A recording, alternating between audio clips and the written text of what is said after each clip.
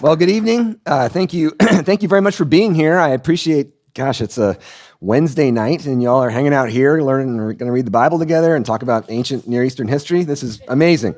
It touches me in my heart, so thank you. I'll open us in prayer and then I'll jump into it. So let's pray. Gracious God, we thank you for this time that you have set aside for us to think, to ponder, to study, to be in your word. We pray that you would give us eyes to see and ears to hear you at work in these ancient texts. Help us to listen carefully to these ancient voices. Help us to care about their lives. And as we leave this place, give us eyes to see and ears to hear you at work around us in the world. In God's name we pray, amen. All right. Well, my talk for tonight is called Dynamic Torah, the Blessing of Moses' Covenant, which will make sense at the end, not at the beginning, so I won't explain it now. Let's go to this first slide here. So this is an image, an artist's reimagination based on the ruins that currently exist today in a town that used to be called Nippur. Today it's in Iraq, but it was an ancient Sumer. This is one of the first cities it was in existence in the area where writing was born, right? So in ancient Sumer, around 3300 BC, they invent writing, cuneiform writing. And this city existed back then. This is the view that would have been, that one would have seen if one would have approached in about 597 BC. That is, Ezekiel, someone who was taken in exile from Judah all the way over to Babylon, was actually taken to this city here, which had a little suburb of it called Al-Yehudu, or Judahtown, where the Judahites were relocated. This area had been depopulated by a war. Actually, the Assyrians and the Babylonians fought a war between themselves. The Babylonians won, but enough people died that they needed to have people farm this land. So that's what the Judahites were brought there to do. And Ezekiel, in 597 BC, set eyes on this city. And the thing that blew my mind when I thought about it for the first time was that when Ezekiel saw the gate to this city, you and I right now are closer in time to Ezekiel the prophet.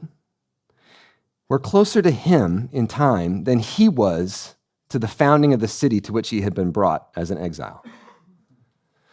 That city was 3,000 years old or older when Ezekiel came near those gates.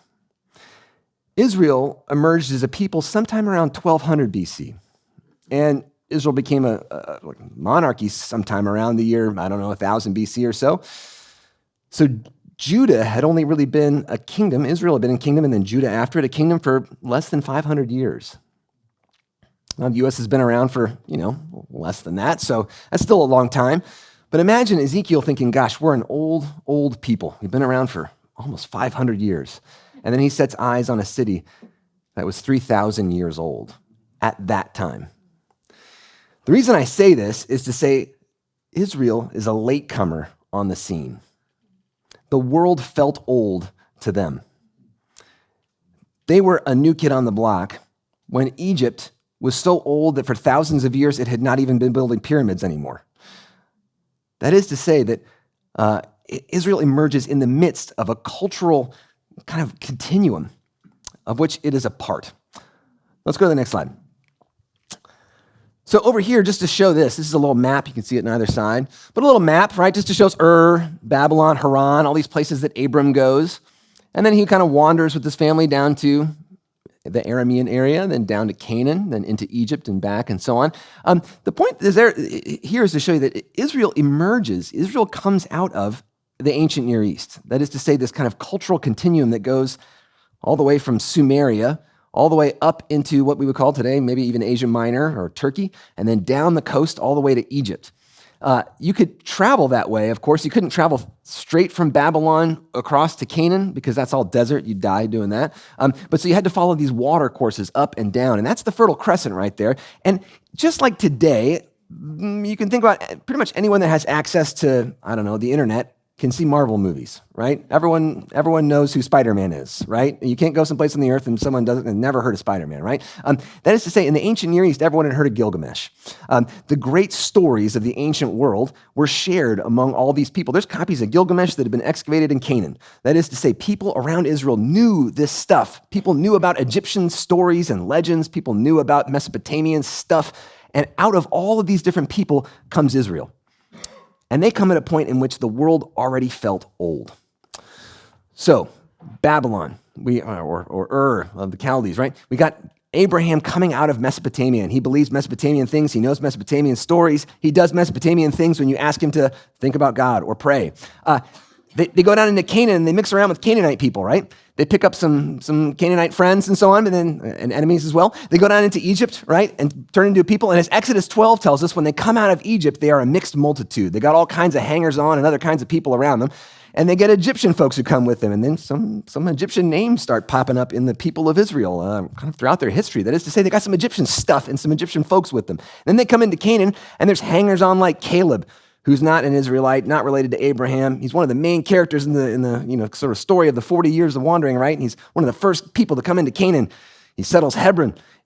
He himself is a Kenizzite. He's not even related to Abraham at all. That is to say, Israel emerges as this cultural melting pot with people from all over these different parts of the ancient world.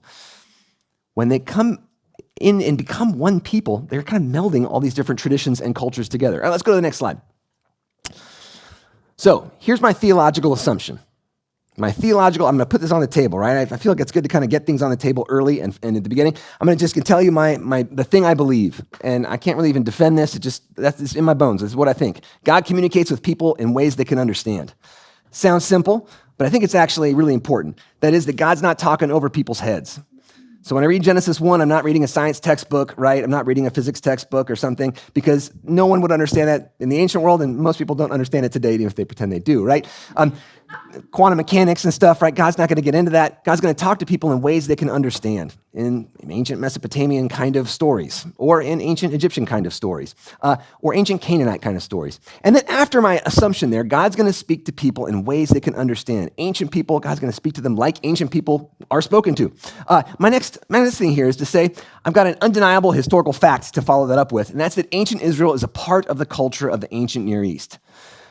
Ancient Israel sacrifices. They cut animals open and take their blood and they mess around with it. This is something that literally every human being does, that we can find evidence for deep, deep into the ancient past. You go to find like the earliest kind of human artistic culture we can find in the cave paintings of Lascaux and Chauvet. These caves from 30,000 years ago, the earliest humans we know of that are like making art on walls and things like this. Maybe they were earlier, we don't know about them. But what do you find there? You find altars and animal bones. It's deep in the people's bones of this place and time that they're going to cut open animals and use the blood to do stuff. That is to say, ancient Israel is a part of the culture of the ancient. They sing songs like people around them. So the Psalms sound a lot like ancient Egyptian hymns and so on, right? So I got one more thing to follow this up with. So my theological assumption, God's going to speak to people in ways they can understand. My historical fact that Israel's part of the ancient Near East.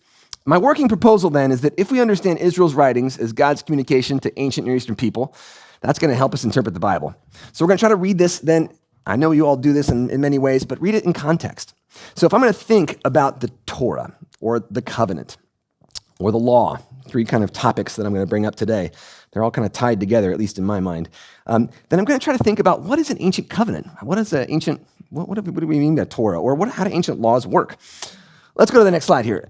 So just to say that I have this idea that God, and this is not my idea really, I'm taking this from the Bible, but that God is incarnational, right? That God wants to try to meet us in ways that we can understand. Here I have 4 different paintings of the Annunciation from 4 different ancient and modern cultures. Ancient Ethiopia in the top left, and bottom left, that's Korea. The bottom right, that's Huqi, right? Chinese artist and so on. So all to say that there's different ways that we can understand God appearing in time and space and trying to communicate with human beings. And so, next slide. We're going to spend a little bit of time thinking about the ancient Near East here, or the ancient culture. But I'm going to try to make it interesting, I promise. Okay, next slide. So my interpretive key here, the Bible tells us a story about God's work to bring blessing to all the peoples of the world. This is the way I read the text. I start with Genesis 1. What is it? It's like everything's great, everything's good, and all the people are amazing, right? Everyone's made in God's image, that everyone is, in fact, a recipient of God's blessing. This is like kind of the idea, right? As I'm sure many of you all know, right, this is a strange thing to say in the ancient world.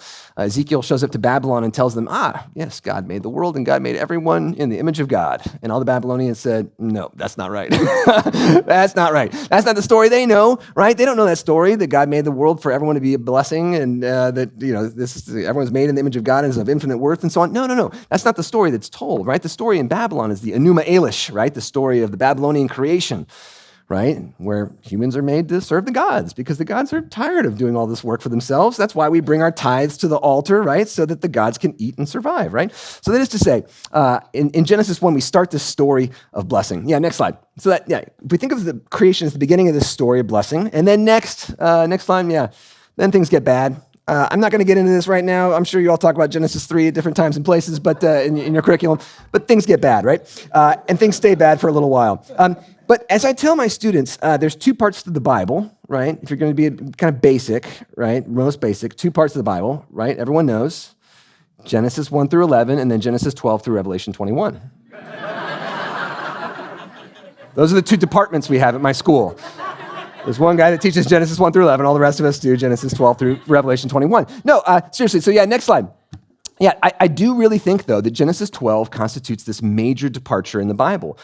It starts the story of what God's going to do. And now, Genesis 3 through 11 is full of crazy stuff, right? I mean, again, I'd love to spend some time talking about the Nephilim in Genesis 6 and all this crazy stuff about angels and people, whatever. But all to say, the thing we hear again and again in Genesis really 3 through 11 is that God is trying to fix the whole earth, right? God, the flood story. God's going to fix the whole earth and get rid of the bad people. Keep the good people, get rid of the bad people. It's a temptation for all of us, isn't it? If we could just get rid of, I'm sure you think about this at your school sometimes, we could just get rid of those bad people, right, and keep the good ones, then everything's fine, right? Except the thing that changes at the end of the flood story, right, is not people. The beginning of the flood story in Genesis 6, God says, I know that all their hearts are bad all the time. And then in Genesis 8, after the flood, God says, I know that their hearts are bad all the time. So it's not that the people change. It's actually God that changes in Genesis 8 and 9. And God says, okay, new covenant. I'm going to make this covenant with all earth. And I'm never going to do that again. Put the bow down in the sky, right? So I'm not going to attack you all again.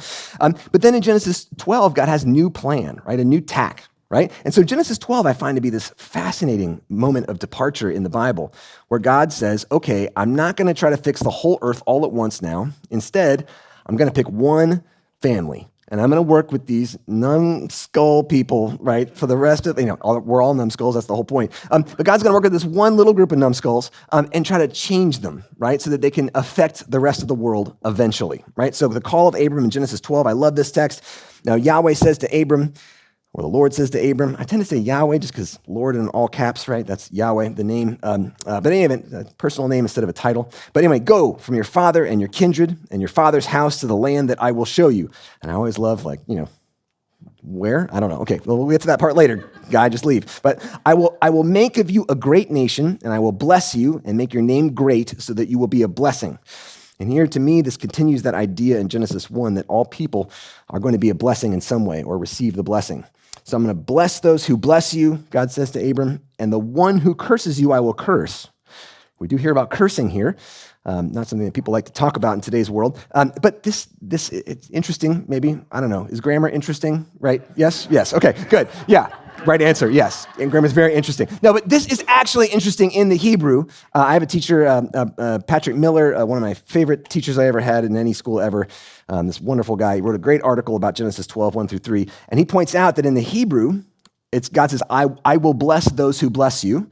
And then the grammatical construction here, it breaks the verb chains, and it's in this kind of parentheses. And if there is one who curses you, I will curse them. It's two different words for curse there, actually, but still, God then resumes the verbal chain that started back in Genesis 12 and ends with this purpose clause, so that in you all the families of the earth shall be blessed.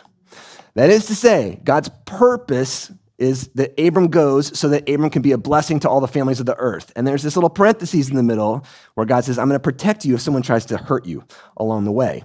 Of course, lots of people try to hurt them. God does protect them. But that is to say that this purpose for blessing to all the peoples of the earth and all the families of the earth eventually are going to be blessed through this little family. By the way, this family, this guy dies. He doesn't own any of the territory. He doesn't have much of a family, right? He doesn't see any of these blessings come true. But nonetheless, he still has faith, right, and sets out. So all to say, all the families of the earth shall be blessed in you. So next slide. So the story of blessing, then you get all these threats, right? The threats to that family, but then also the threats when they go down into Egypt. They are enslaved. Here we see Pharaoh doing Pharaoh things with his big axe and holding people's hair, and he's getting ready to cut their heads off. The threats to the blessing, right, are serious. That is, there are people who try to curse them, and God doesn't just immediately throw lightning bolts, but God gives hundreds of years to try to get Pharaoh to change, and then again and again tries to get Pharaoh to change, and eventually God has to get involved. So next slide. Of course, the blessing continues with the story of the escape. And then next, our story continues with, next one. Yeah, sorry. I was waiting. I was like, what? Oh yeah, commission. All right. So then we get to another part of the blessing story that I think is really important. I'm going to slow down for a second. Exodus 19.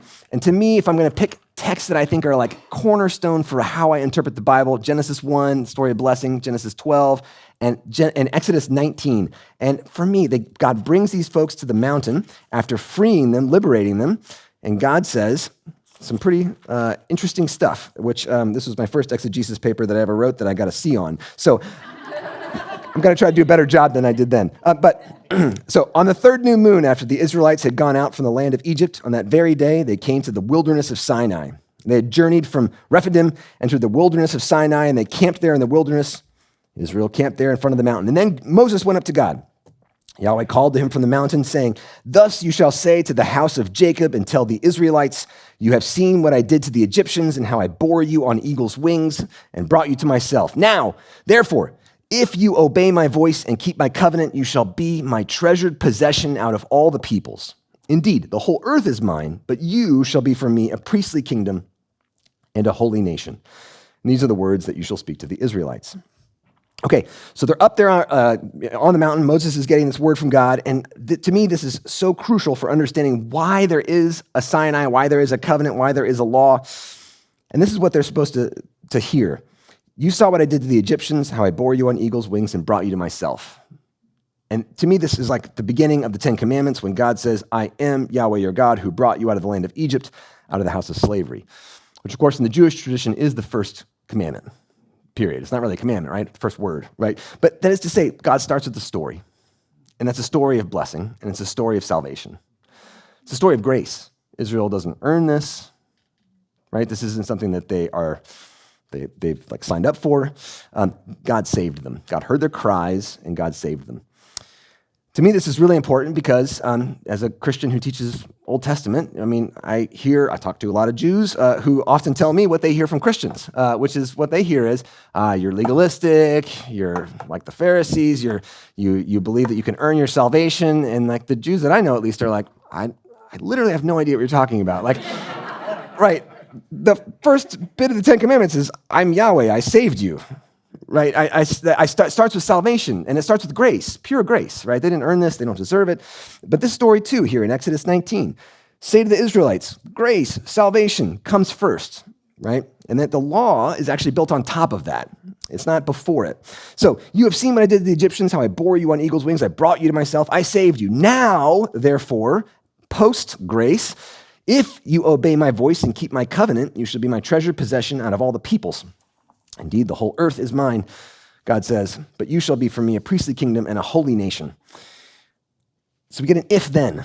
And this is the part where Christians get a little squeamish, right? Because if there's a deal, I have to do something, I'm earning salvation or something like this.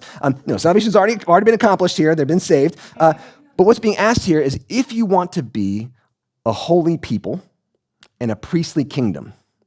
And for a second there, holy, right, is set apart. But then what do priests do, right? Priests minister. They keep the space of the tabernacle and the temple holy. They perform services. They do pastoral care stuff. They administer blessings. They mediate between God and the people. They help with prayer. if we want to be a whole kingdom of people who do this stuff, the people's job is to mediate to all the families of the earth God's blessing. This is the basic idea. But if you want to do that, then there's some stuff you got to do first, right? That is to say, you got to be formed as a people to be able to have these skills and to do these things. This is the deal, right? Or a covenant. This is actually what a covenant is. So let's go to the next slide here. I don't, maybe you all know this, maybe this is like, you have wonderful teachers here who I'm sure tell you this stuff all the time, so I'm sure many of you are like, oh yes, we already know all these things. You probably know this too, but anyway, I'll say it anyway. That is to say, covenants are not theological religious things in the ancient world. Yeah, we don't know of a single God that makes a covenant with a people except Yahweh. Why would that be? Oh, covenant. Like if I see the word covenant anywhere, I know a church is involved, right? Of course it's religious. It's only religious. Who have you ever met who's not part of a church who's been like, I'm going to make a covenant? No, it doesn't exist, right? But in the ancient world, covenant meant deal, like a business deal. Like on the left there, that's just a contract, a business document, but that's for the sale of barley. But that's a covenant. That's what a covenant was, a deal, a contract. And on the right there, you see actually the world's oldest peace treaty. This is between the king of the Hittites and the king of Egypt, the world's oldest known peace treaty. But peace treaties were also contracts or covenants.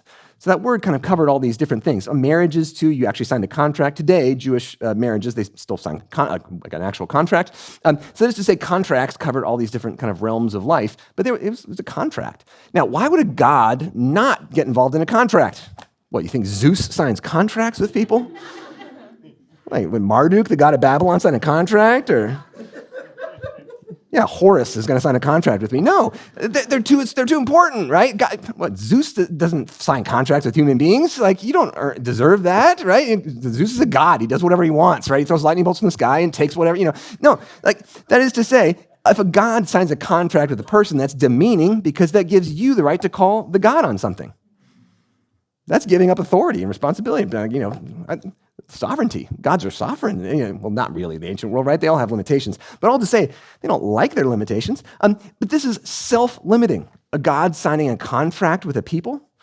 It's weird. Literally the only people in the world to ever say, up to this point in history, that we have made a deal with our God. We made a contract. And by the way, this is the first time in the history of the world, only time up till this point, that we ever have a people talking to a God. I'm going to say that again. This is the first time in history we hear about a people claiming to talk to a God and have a God talk to them, a people. Now, you might say, well, that sounds weird. Of course people talk to God, right? Yeah, individual people will pray to a God or something. A king would talk to a God, a priest would talk to a God, but a whole people? No, that has not been in recorded history up to this point. Why? Because a God, like a major important creator God or something like that, talking to a people, as a people without a mediator, like a king, that's a politically dangerous idea in the ancient world. Kings don't want you to think that you can talk as a people to a god. And in fact, if you go to Babylon, they would never even talk about a people. The king doesn't address a people. Kings never would talk to a people. The kings talk to subjects. They literally have a word that's like subject, or they'll talk to commoners. They won't address the commoners. They'll talk about the commoners in third person. Hammurabis law code doesn't say, hey, you out there, the people, this is a law code for you. We'll talk about Hammurabis laws in a moment, but what he says is, if someone does this, then this happens to them, right? They're speaking about them in the third person because you don't address them as a people. That's giving you too much credit, right? That's giving too much power. That's recognizing something about you. What's really strange is that in this document here, God says you, and God means all y'all. And at this point, the Ten Commandments, right? When Moses is not the mediator right here. God is addressing the people directly. Of course, they get scared and they say, Moses, can you do this for us? But the people actually receive God speaking to them as a corporate body. And there's no upper class, lower class. There's no king. There's no priest here. There's a Moses, but he's just a Moses. He's actually not a king, right? So all to say, God makes a contract. So thinking of Exodus 20 through 24 as a contract, and at the end of this in 24, they seal the deal by having a meal, which is what you do when you sell a house or something. You might have a meal or whatever, celebrate. You close a big business deal, and you go out to let's get some dinner, right? Let's get a steak, right? So that's what they do. They go and have a dinner with God to celebrate making this deal, right? And in between, though, they've got laws, which is not what you put in the middle of a contract. Have you ever signed a contract with someone and they stick a bunch of laws in the middle? No, you can't do that. That's not how that works. Right? I'm going to sell my house to you. By the way, I have 10 laws for you here that are part of the house that I just sold you. No, it doesn't. Yeah, I'm going to sign a contract to start this job. Wait, there's laws in the middle of the, like legal materials in the middle of the, right? No, there's like maybe some stipulations for your job, but there's actual like legal code in the middle of a covenant. That also doesn't work. It just doesn't make any sense in the ancient world. It's like mashing together two things, you know? Anyway, so all to say, let's go to the next one here. Next slide. So this word Burit, the Hebrew word Burit or covenant. Now, I walked down the street here and I think I met 8 people who taught Hebrew here on one street. So I know you all know this word. Burit, right. I'm making this slide. I'm like, oh, I'm going to teach him something. It's like an 8-year-old kid who's teaching me Hebrew. Yeah. So yeah, Burit, covenant or contract, right? But here you see like these are it can be also a marriage, right? That is to say, you actually signed a contract when you got married in the ancient world, and some people still do today, right? But that is to say that this is one metaphor or way of thinking about the relationship between Israel and God, which was also really deeply weird to everyone else in the area, right? The Babylonians thought they were freaks for saying they were married to their God.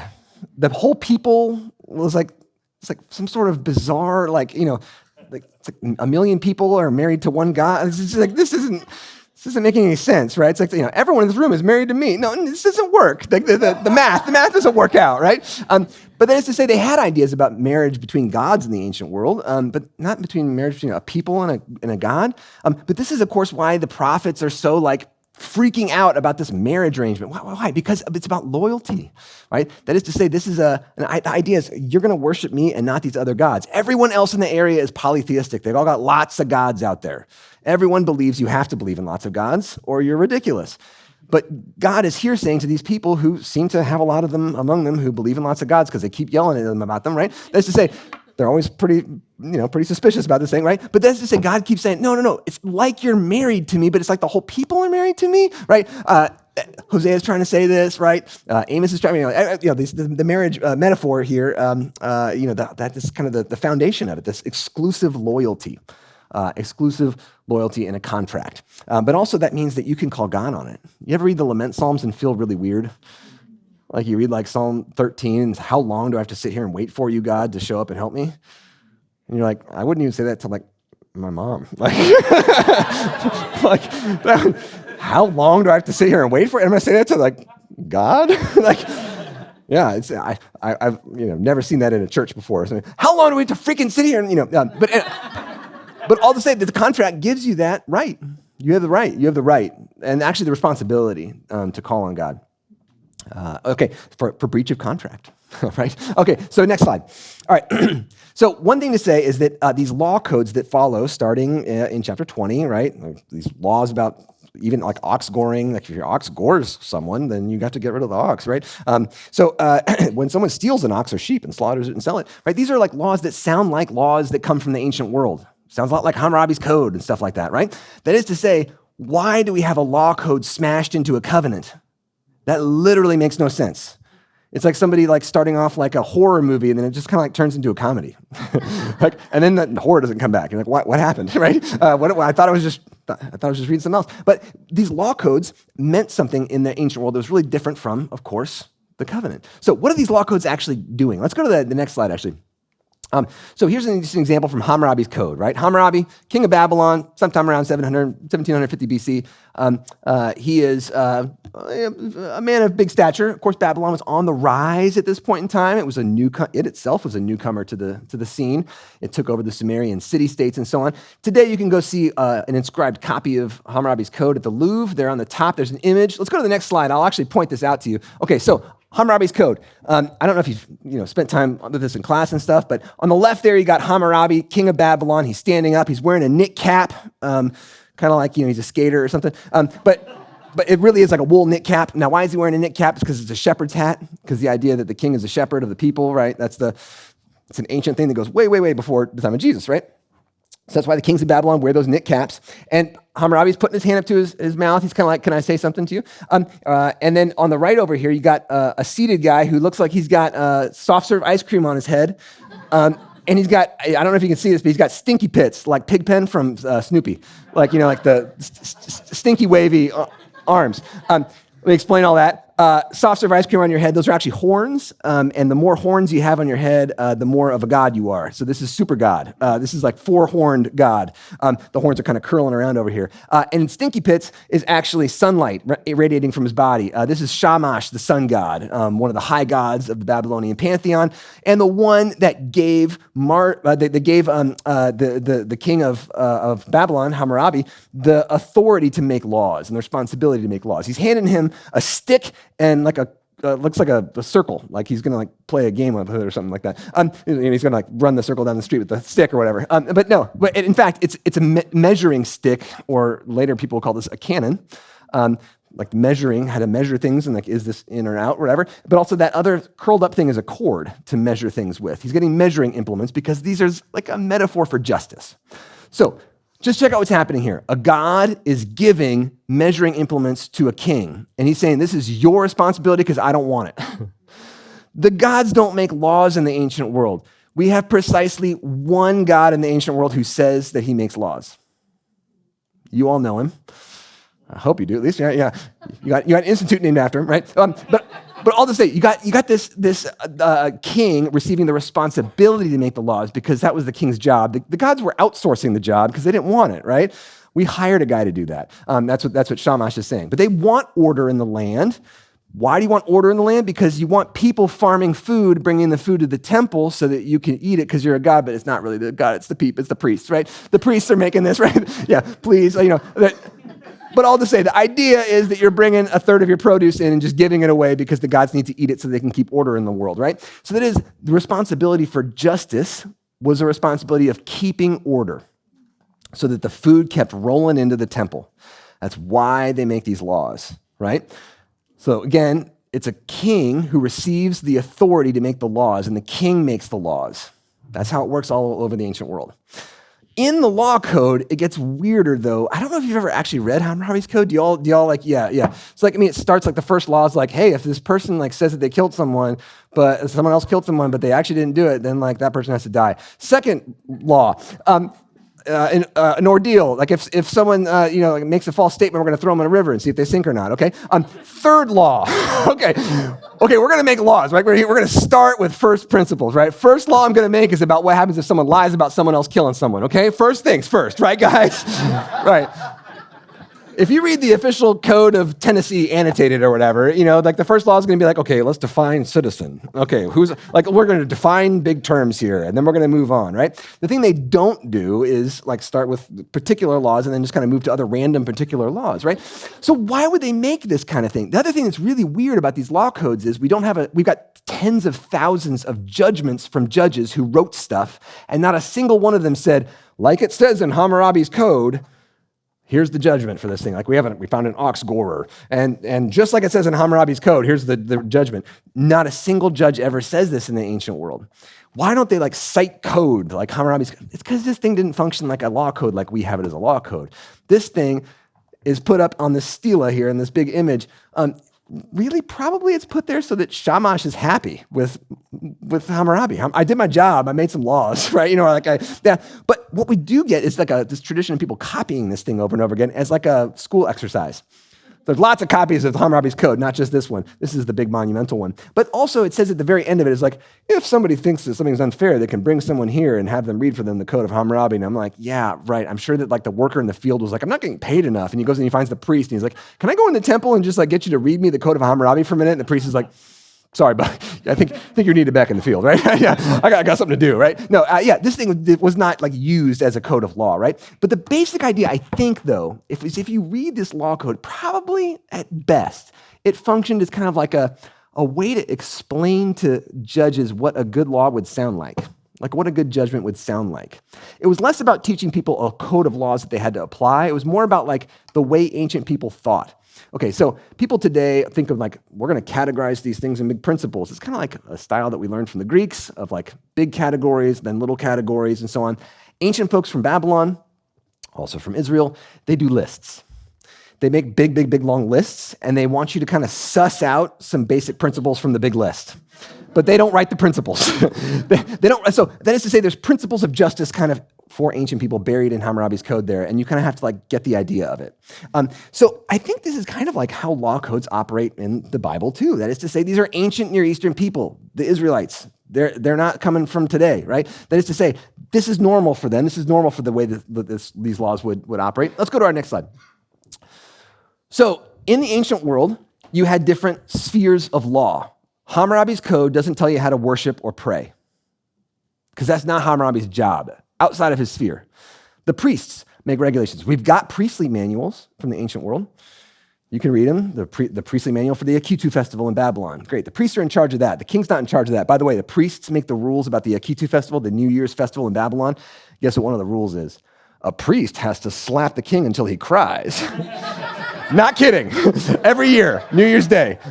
Okay, yeah, right. This is like how, like, so the king can't make, the king's like, oh, dang, I got to do this thing. I got to get slapped in front of everyone until I cry. Not kidding, right? Well, actually, the rule is the priest is supposed to slap the guy so hard that he cries. If the king doesn't cry, then it's like a bad year. Now the king has to cry, right? Now, all to say, the priests were in charge of religious regulations, how to pray, what the festival looked like, how much tithe you had to bring to the temple and all that stuff. Right? That's the priests. The civil criminal law stuff, keeping order in society, using force, that's the king's job, right? But the king is not going to tell you how to behave, like treat your mom nicely. No, that's not the king's job. Just like the state of Tennessee doesn't tell you to treat your mom nicely, right? Like, love your neighbor. Like, the state of Tennessee doesn't care, sorry. Right? That's not their job. That's not their job. That's the job of, like, mom and church and school or whatever, friends, right? That is to say, the world of family instruction in the ancient world, like the modern world, is the place where, like, values are formed and things, right? And they had wisdom literature to do this. So you have different types of literature that come from different communities that are meant to kind of rule these different spheres. And then Israel goes, okay, we got a contract. Yeah, we'll go to the next slide here. Yeah, Israel goes, we got a contract with God as a whole people. Our whole people made a deal with God. First of all, it's weird. But then on top of that, here, go ahead and, we got a couple of things to fill in here. Our contract has buried within it moral precepts that you have to follow, like be nice to your mom, literally in the Ten Commandments. Yeah, be nice to your mom? Like, okay, that's in our contract with God. And then what's next? Oh, we have civil and criminal law here. Like, God's going to tell us, like, if there's an ox that gores people, then here's what you do about it, right? God's going to tell us how to, like, hold a trial, right? And then what's next? We got religious regulations here, too. They're all just mashed up here. The Ten Commandments have all this stuff just kind of mixed together in the middle of a contract. Isn't that bizarre? This would have seemed like it came from outer space to folks in the ancient world. But the point is, at least the way I read it, is that God is caring about all this stuff. You can't separate out your kind of moral life from your religious life, from the way that you act in public. You can't just kind of pull all these things apart and kind of hold them separately. No, in fact, they're all part of you. And in fact, they're all kind of part of your relationship with each other and with God. And if God's going to form a people who are going to be a blessing to all the peoples of the earth, then all this stuff's got to be thrown in there together, because God cares about all of it. Again, radical ideas, mind-blowing. Most people would have just not even understood the beginning of it. All right, let's go to the next slide. So, Torah is what we tend to call like the law, right? But you all know what Torah means, really. Come on now. I'm going to ask that 8-year-old kid that I've met who knows Hebrew. Torah, right? It means instruction, really, to point at something. The verb yara is the root here. Yeah, to point at something, or like instruction, right? Did my slide come in backwards or something? Okay, yeah, well, it got messed up a little bit. Oh, well, that's what happens when you use Hebrew fonts. But anyway, yeah, Torah, instruction, right? It's actually instruction, not law. That is to say this is not primarily law. There's law codes in this, but it's primarily a type of instruction. Let's go to the next slide here. That is to say, there is some pretty weird stuff in here as well, even if you think of it in terms of ancient Near Eastern law. If you read ancient Near Eastern law codes, they'll say something like, if your ox gores somebody and you don't do anything about it, then the ox must die. And if you have another ox that gores someone and you've been warned twice, then you need to, whatever. If-then statements, right? About kind of third-person stuff. Listen to this. You shall have no other gods before me. Y'all, right? This kind of like idea of like a people being addressed. You all aren't, it's direct address. laws aren't like that in the ancient world or the modern. Like if you read the official code of Tennessee annotated, it's not going to tell you like, you shouldn't speed, right? It's not written like that, right? It's a direct address, and there's no if-then. It just kind of says, don't do these things. That is to say, it doesn't sound a lot like a lot of these other laws. And they kind of claim every single piece of your life. And then they had this other weird stuff in here. Like, for example, Exodus 28, remember the Sabbath day and keep it holy. 6 days you shall labor and do all your work, but the seventh day is a Sabbath to the Lord your God. You shall not do any work. You or your son and daughter, your male or female servants, slaves, we'll talk about that. But your livestock, the alien and your resident in your towns. For in 6 days the Lord made heaven and earth, the sea and all that's in them, but rested on the seventh day. Therefore the Lord blessed the Sabbath day and consecrated it. Have you ever heard of a law that had a long explanation like that about why you should follow it, and it ended up with like talking about the creation of the world? Well, you shouldn't speed because people are really great, and actually, like the kids might get hurt, and seriously, God made them, so don't hurt the kids. That's not in any law code of the United States, I promise, right? But all to say that this kind of motivation clauses in the Ten Commandments and throughout this, you should not hurt a resident alien. Why? Because you were once resident aliens. That's a motivation clause in the law code, unlike I've ever seen and no anyone's ever seen. Here, let's go to the next one. We'll kind of, there's Peter. I don't know if you've seen Office Space. It's dated. I'm old, but it's a great little movie. But I love his little quip about motivation. It's not that I'm lazy, I just don't care. But in any event, you get motivation clauses throughout the law to try to get you to want to do it. Why? Because the point isn't to try to like judge you. The point is, we want you to become the kind of person that wants to do these things so that you can be a blessing to all the nations of the earth. Yeah, let's go to the next slide.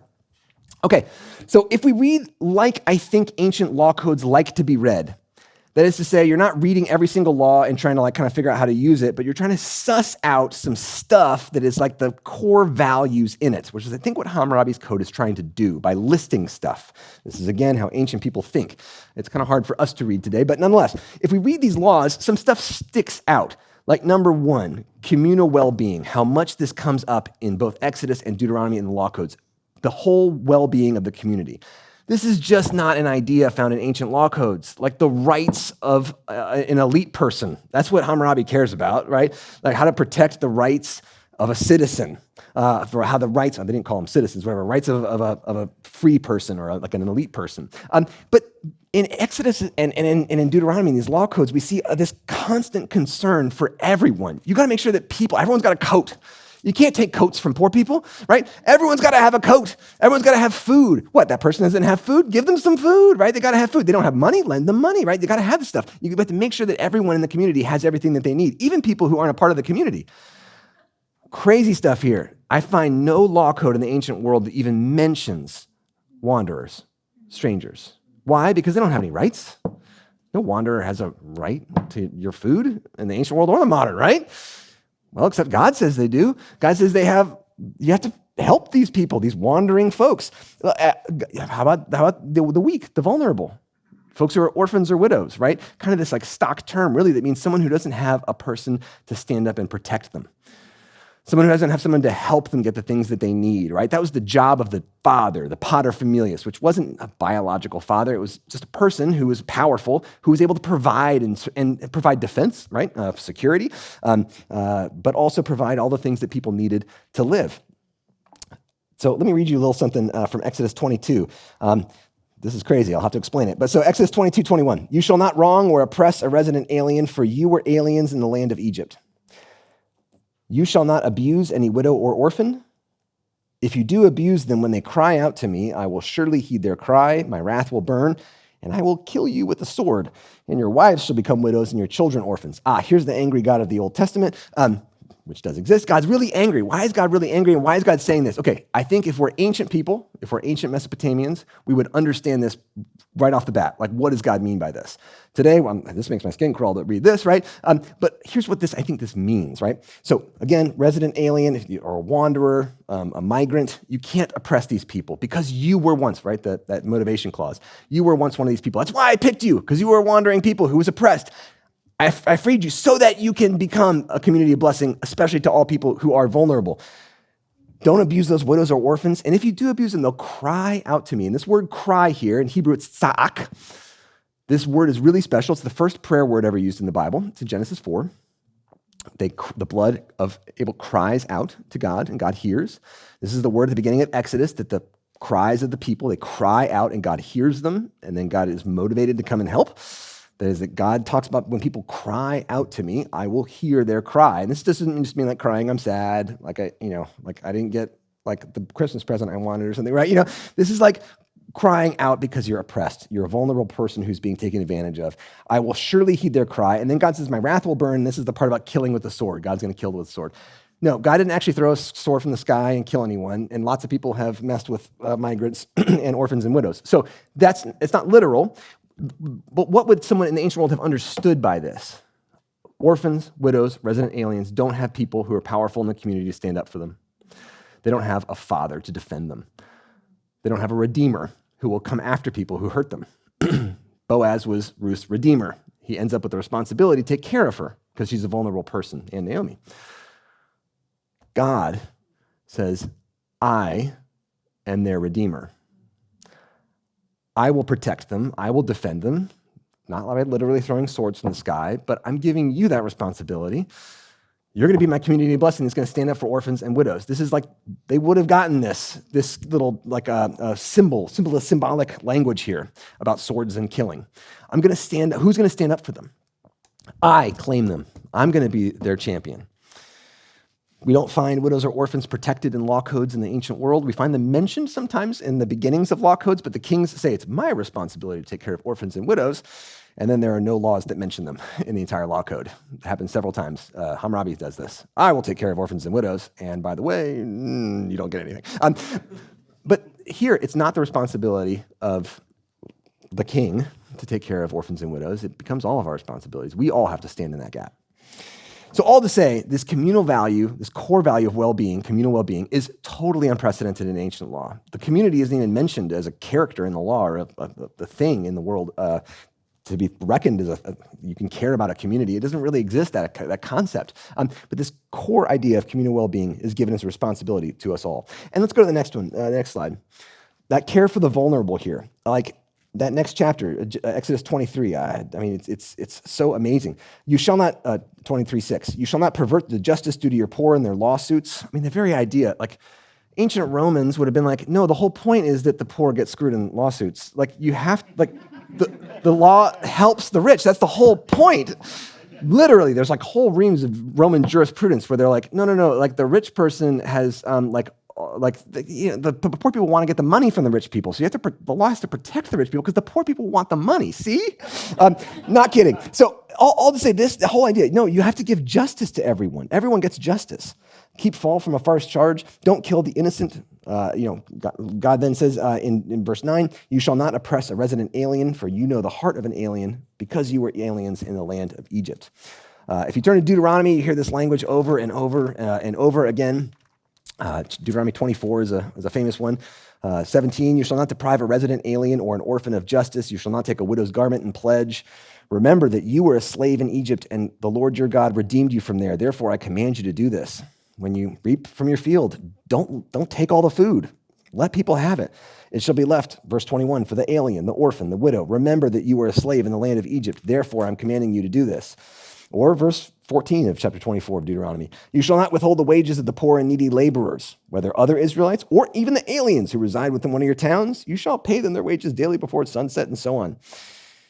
The law is permeated with this idea of care for the vulnerable, which we can see Pharaoh doesn't like that idea here. He's taking advantage of them. But that was the whole point of the ancient Near East.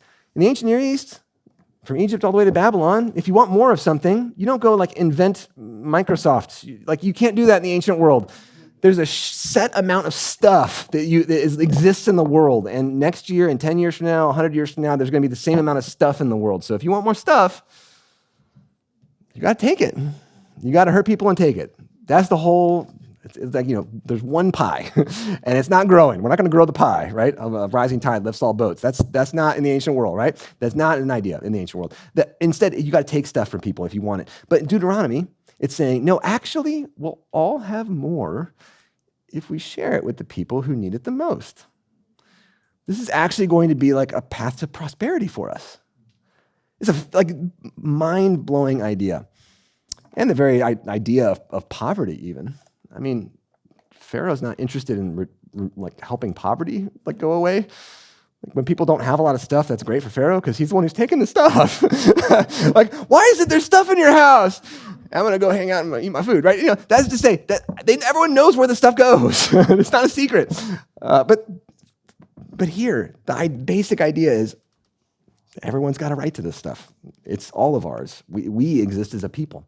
So, in any event, those are some core values. This basic idea about widows and orphans and the poor, getting people out of poverty. Everyone deserves a piece of land. Everyone gets a piece of land to grow stuff on in perpetuity.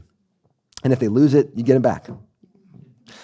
That basic idea. Everyone's got a right to this stuff. This is about being human, right? And then, of course, the idea is like, you're supposed to show other people this, right? This is supposed to kind of radiate out from us as well. All right, let's go to the next slide. All right, now you might say, cool, so the law is great. This is all full of great stuff. And then you might say, okay, let me go read this first law here in Exodus. Okay, right after the Ten Commandments, there's a law concerning the altar, which is an interesting one. But then, okay, it's chapter 21. Okay, first law, when you buy a male Hebrew slave. I see a problem in the text.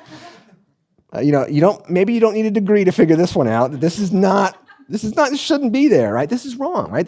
We have some bad stuff in our laws. And you'll read that throughout. There's bad stuff about women in here that doesn't respect women as full human beings in the law codes. So we have these core principles of care for vulnerable people and that everyone's supposed to have access to the things they need to have a good life and a flourishing life. And then we also have laws in there that presuppose some different classes of people.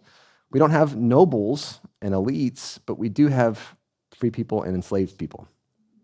It's a deep problem, right, in this text and in God's law. Well, we're not the only people or the first people to notice these problems. Let's go to the next slide. We'll start with a small little thing, just to kind of whet our appetites here. But in Numbers chapter 9, some people, they're still at Sinai. They have not left Sinai yet. By the way, they stay there a long time. A lot of chapters at Sinai. But so they're sitting there at Sinai. They're about to celebrate the Passover. And God says, this is Numbers 9, by the way, let the Israelites keep the Passover. It's an appointed time. So verse 3, God gives the Passover law again, just so that they all know exactly what's supposed to be happening. And then some people come and they say, this is verse 6, there were certain people who were unclean through touching a corpse. Now, being unclean doesn't mean they're bad. It just means they're ritually impure. They can't be there for the rituals. So there were certain people who were unclean through touching a corpse. So they couldn't keep the Passover in that day. Why? They were bad people. They touched a corpse they shouldn't have. No, they were burying family members. Like they were taking care of people they needed to take care of. They were doing the right thing. But also that meant that they couldn't celebrate Passover that day because they were unclean through touching a corpse. So they came before Moses and Aaron on that day. And get this. These people say to Moses, although we are unclean through touching a corpse, why do we have to be kept from presenting the Lord's offering at its appointed time through the Israelites? Why are you not letting us celebrate Passover? We get Passover. There's a covenant. We're a part of this. Help us. We're part of the community. Don't shut us out. The law is shutting us out. This is bad. And then Moses spoke to them, verse 8. It is the Lord's law, and the Lord's law can never be changed. And the Lord has made it thus says it hath. No, I'm sorry. He doesn't say that. No, sorry. That was from the book of First Impressions. But Moses spoke to them. He said, wait here so that I may hear what Yahweh will command concerning you. And then the Lord spoke to Moses, and Yahweh said, speak to the Israelites, and saying, well, if any of your descendants who's unclean through touching a corpse, or even as away on a journey, if you just happen to miss Passover, I got an idea. Back up Passover. Passover part 2. Literally, 1 month later, we're going to celebrate Passover again. If you don't get it the first time, you get it the second time. New law. Boom. Awesome. They haven't even left Sinai yet, and they're getting new law to patch some holes in the old law. And then guess what? They keep going. Next slide. They keep going, and then a bigger problem emerges. This is Numbers 27. One of my favorite stories in the Bible. These 5 brave daughters of Zalafa. So this guy named Zalafa had 5 daughters. And I love the beginning of it. Zalafa was a son of Hefer, son of Gilead, son of Machir, son of Manasseh, son of Joseph. All 5 of those are named tribes at one point or another. But all to say, like he's a member of the Manassite clans. This guy's got a good pedigree, right? That's what they're trying to say. The names of his daughters were Mahlah, Noah, Hoglah, Milcah, and Tirzah. So Mahlah, Noah, Hoglah, Milcah, and Tirzah stood before Moses, Eleazar the priest, the leaders, and all the congregation at the entrance to the tent of meeting. 5 young women standing there, staring Moses down. All the elders are standing there, and they said, verse 3, our father died in the wilderness. He wasn't among those who gathered themselves to Korah. That is, he didn't rebel. He was a good guy. He died for his own sins, but he just didn't have any sons. Why should the name of our father be taken away from his clan because he had no son? Give to us a possession among our father's brothers. That is to say, the way that the laws and customs worked, they were written out of it. They weren't going to get any land because there happened to be women, and they don't have any brothers. So Moses is standing there, and the women say, give us. That's a command. It's an imperative for you grammar nerds. They demand. They don't say, please, I'm sorry, we're such sinners. No, they say, contract is all about vulnerable people in the community being taken care of, and we're being written out of it before we even get to the land.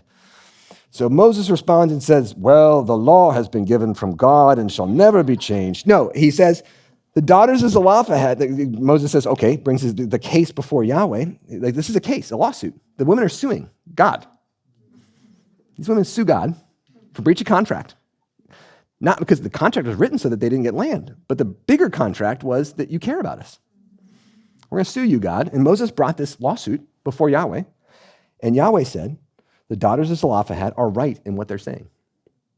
You shall indeed let them possess an inheritance among their father's brothers and pass the inheritance of their father on to them.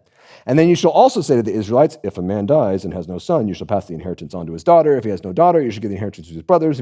We get new law. God is giving tons of new laws here. We got like 8 new laws now. That they just left Sinai. They haven't got to the land yet. And God's already boom, boom, boom, boom, boom, changing laws left and right. And why? Because the law wasn't helping people live full, fruitful lives. Because the law was telling people that they were written out of it.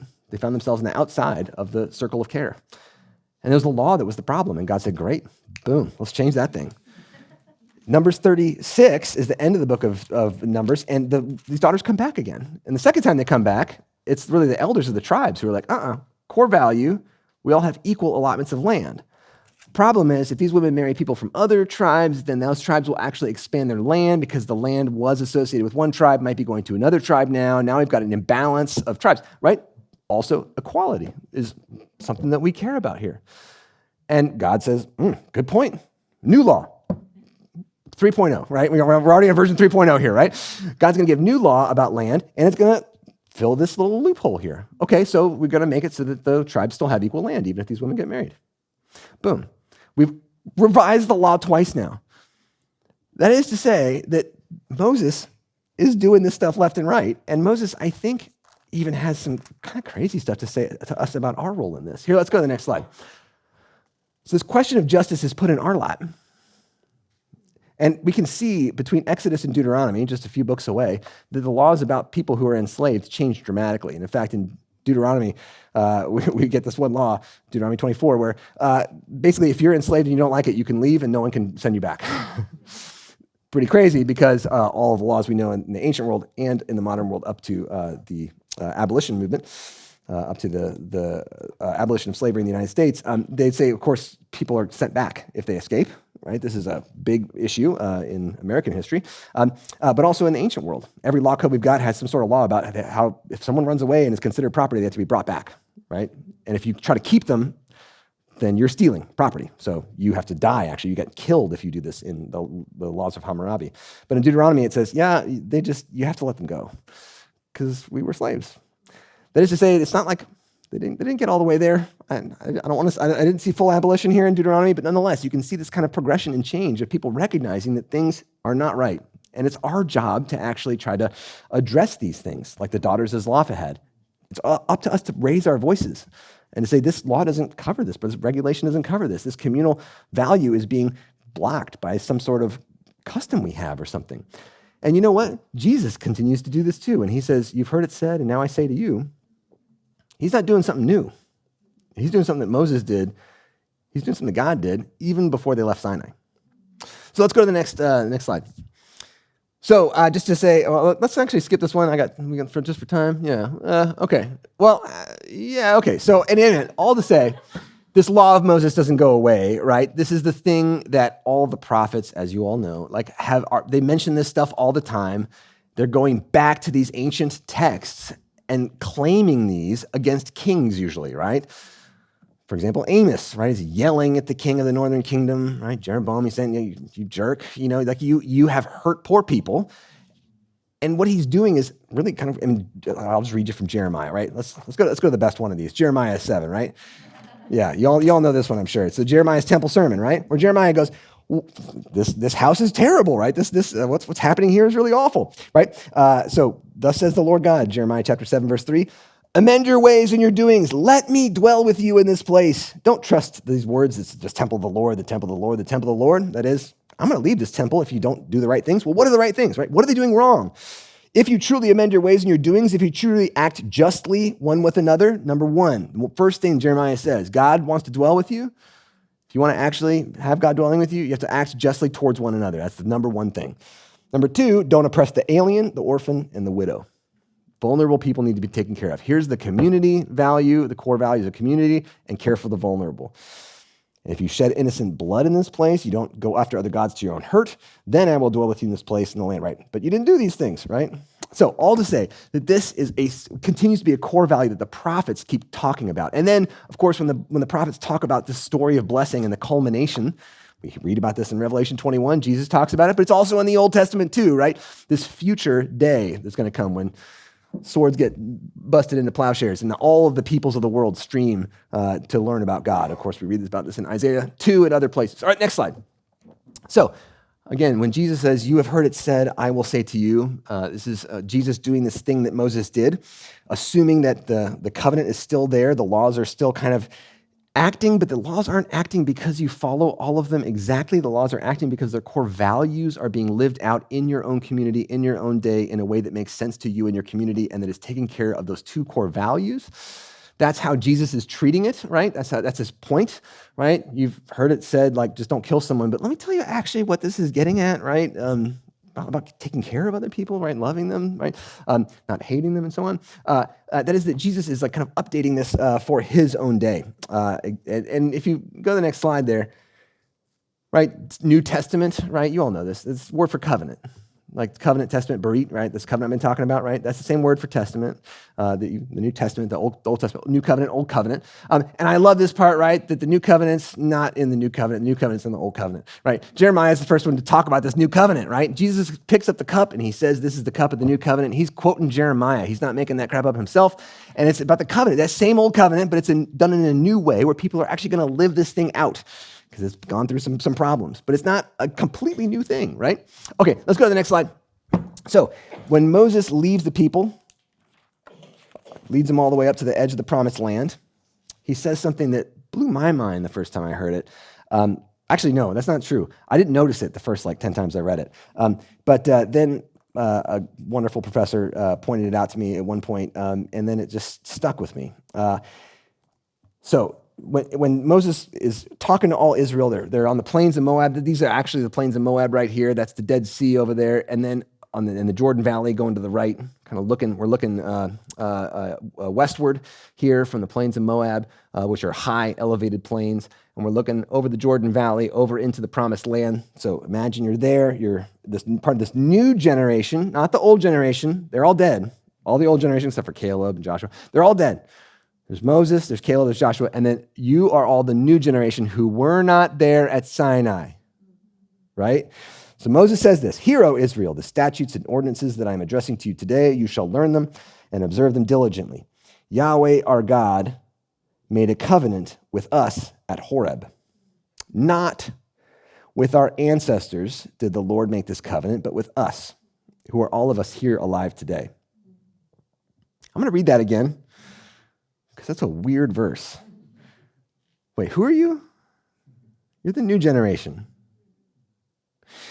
He says, not with our ancestors did Yahweh make this covenant, but with us, who are all of us here alive today. And in the Hebrew, this is a really weird verse. The whole second half is pretty agrammatical, like it doesn't sound right in Hebrew. It's been translated to sound nice in English here. But even these words here, with us, God made this covenant, not with our ancestors, not with your fathers and mothers. No, they weren't there. They weren't there at all. It was us. Us, here. The ones who are here, alive today. All of us. That's what it says in the Hebrew. Okay, there's a bunch of these words. All those words on the second half of that verse, they're all a particular grammatical construction, or word, right? Type of word. These are all deictics or shifters. Both are used there, but deictic comes from the Greek deixis, to point at something. These are all really weird words. Okay, what's the definition of the word now? What's the definition of the word now? Okay, what about the definition of the word here? What's the dictionary definition of the word here? But it doesn't mean this location necessarily, because someone else says it over there, and now it's that location. No, so yeah, follow me here. Yeah, so what's the meaning of the word this? Okay, what's the meaning of the word today? What is the meaning of the word yesterday? What's the dictionary definition? What is the word of the meaning yesterday that is like bigger than when I just used it right now, right? What fits all instances of the use of the word today, or yesterday, or here, or now? Or what about us? What does the word us mean? What's the dictionary definition of the word us? So all these words are like holes in the language. They don't mean anything except when someone picks them up and uses them. And only in that instance do they mean something. Otherwise, they're kind of shell words. Or as one linguist, Roman Jakobson, described it, they're kind of like holes in the language through which people can use it. So like tree, it's like an idea of a tree or whatever, but if I want to say this tree or this chair or that person, I have to have a word that doesn't mean anything so that I can point. Deixis, a shifter. It shifts based on what I'm doing. So today, the dictionary definition is today is the day that the speaker says the word today. Or here is the place where the speaker says the word here. Or now is the time at which the speaker says the word now. And they only mean something when you pick them up and you use them at that moment, and then they kind of vanish. And then the next person to pick them up and uses them, they'll mean something different. And so, let me read this again for you. Not with our mothers and fathers did Yahweh make this covenant, but with us, with all of us who are here alive today. Now, the beauty of this is that this is the new generation, right? On the edge of the land. Their parents are dead. But yeah, Moses is telling them, that didn't happen to them. It happened to you. This is your covenant. This is your story. These are your laws. And you got to ask questions about them, and you got to think about them, and you got to apply them in your context, which is going to be different from your parents. And you know what else is beautiful about this, the way it's written, is that when I pick this up and I read it, it's not that generation anymore, it's me. All of us. God didn't make this covenant with our ancestors. God made it with us, the ones who are here, alive today, now, us, all of us. And when we die and we're gone, some other generation is going to pick this up, and they're going to read this, and they're going to say, it wasn't with my ancestors that God made this covenant, but it's with us, all of us, the ones who are here alive today. And this text keeps living and breathing well after we're all dead. But at this moment right now, it faces us with this question. How do we live out these principles in our own day and in our own age? And how do we call God to account for the things that God has promised to do? What's our role in asking questions of leaders and asking questions of governments and asking questions of local municipalities and asking questions of people who maybe not be doing the best interests of everyone around us? That is to say, this is our response. It's been given to us, all of us who are here alive. It is our covenant. When Jesus passes the cup around, this is the cup of the new covenant. That wasn't the last time we passed that cup around, right? We live that moment into the future too. So all to say, thank you for sitting and listening, struggling with me, thinking about ancient law in the ancient Near East. But I hope you see a little bit about, next slide, what I mean when I say dynamic Torah, the blessing of Moses' covenant. That Torah itself is living and breathing and changing, just like all of us. I'm going to stick after and answer some questions, comments. We've got some food and cookies. You may just need to leave and stop hearing my voice for a while. But thank you so much for spending your time with me on a lovely Wednesday night. Thanks.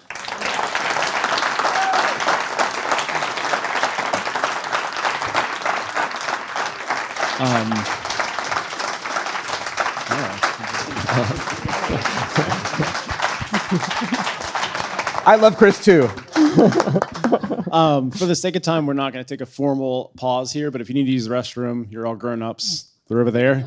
You'll find your way, or refreshments. But we do want to take maybe up to 30 minutes for any Q&A. If people have any questions you want to ask Dr. Brendan Breed, I can run around, or Jeff might end up with the microphone in his hand as well. You can just raise your hand, and one of us will make our way to you. And it doesn't have to be about this, like whatever. Just feel free to ask questions. Yeah. How old are you? Whatever. No. Couple kids, right? Skateboard. Uh-huh.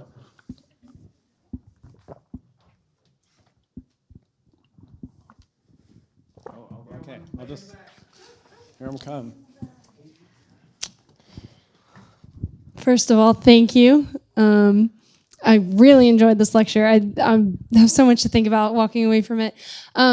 I actually have a question about a note that you mentioned at the beginning about your personal journey, even as like a student and as a student of the Word of God. When you got a C on your first exegesis paper, yes, I did. I'm very interested in even hearing about your story and your journey as a student, and even how you came to the place where you're at now. I would love to hear a little bit about how the Lord's worked in your life. Yeah, thanks. I'll give a kind of a brief synopsis, but I might end up rambling. But me ramble, right? No, sorry. But so when I was graduating college, I didn't really know what I wanted to do, but I was involved in youth ministry, and there was a youth internship program at a church in Virginia Beach, Virginia, which had a house, actually 2 houses that interns could live in and hang out on the beach while they worked in the youth ministry. And then, so I said, yes, please. So I showed up there.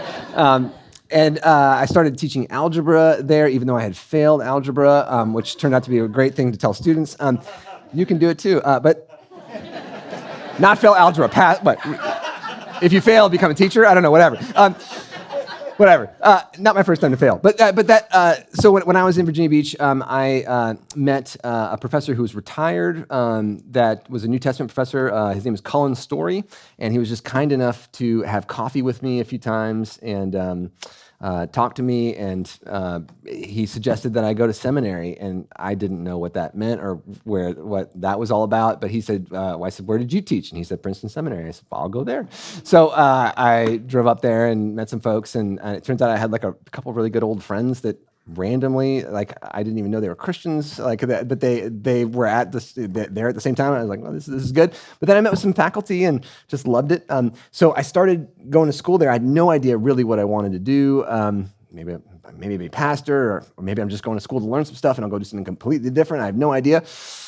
And it was like my first day of Old Testament class that I said, this is what I want to do. And I literally asked the professors to go to lunch. I was like, can I take you to lunch? Can I buy you lunch? Can I ask you, how do I do this? I want to do this for whatever y'all are doing. I want in. And so they basically laid out a plan. Here's how you do it. So I learned Hebrew, and then I go into my exegesis class, and I'm thinking I'm all hot stuff, and I'm going to do this for a job, right? And I write this terrible exegesis paper about Exodus 19, and it was awful. And in part, it was awful because I was trying to sound so smart and say all the right things, and I was like trying to get as deep as I could in the language, but I was like not paying attention to the meaning. I wasn't paying attention to the context. I wasn't paying attention to why would you read this? I was trying to get too technical too fast and be too professional about it. And Patrick Miller, this wonderful professor who was just such a kind person, and he spoke Hebrew with a very upper class Richmond, Virginia accent. So he said, Adonai Elaheka. Sweet man. But he gave me a C, and then he asked me to come have coffee with him and chat about it. And he said, Brendan, this is one of the worst papers I have read. But it has some promise. And so then, he proceeded to kind of try to help me read better and just care more about what things mean. That's the point of it. Years later, I wrote my first chapter for my dissertation and turned it into Carol Newsom, my advisor at Emory. And I thought I'm hot stuff. I'm turning in this chapter, which is 157 pages long and was one chapter and didn't really have a point. And had a lot of cool stuff in it that didn't mean anything. And she wrote back and she said, Brennan, this would be a great chapter if it didn't suck so much. So yet again, But, the thing was, both of those faculty members, Patrick Miller and Carol Newsom, and Chunong Sea, who's a great mentor of mine as well at Princeton Seminary, all three of them saw me fail, but they also recognized my desire and like what my goals were, and they gave a lot of their own time and care to help me to read, to actually read carefully. So I've met with some of your faculty here who are wonderful folks, and I know that that's what their passion is for you all, not to know stuff, not just to know things, esoteric knowledge, but to care and to get meaning from texts and live it out in the world. So anyway, yeah, thanks. Hope that helped in some way. Yeah. I had a question about specifically the part of your lecture when you talked about slaves mainly as an issue. Yes. That we see, and I think what came to my mind was like, what do you think of even the way the word was used in the ancient Near East? Yeah. I'm thinking like texts like Deuteronomy 15, where a slave can tell a family like, I love you, I want to stay here, and then they pierce their ears and can stay there, or bond servants who, for whatever reason, for the 70 years that they fall into debt, would have to work as what the Hebrew would translate as slave, but may not necessarily be the same slavery that we think of in like modern world. It's a great question. Yeah. So this question, is about the kind of cultural context of that and the different word. And one thing to say is that yes, like so, just like today, if we say marriage and ancient marriage, I mean, like those, it's the same thing kind of, but also like there's just such different cultural nuances in some ways and different cultural rules and different ways that it would have worked and so on. So yes, when we look back in the ancient world, we think of slavery. For most Americans today, we're thinking about the American experience, right? The American practice of slavery. There are a lot of folks who have said, okay, there are a lot of differences from the ancient world, and that's true.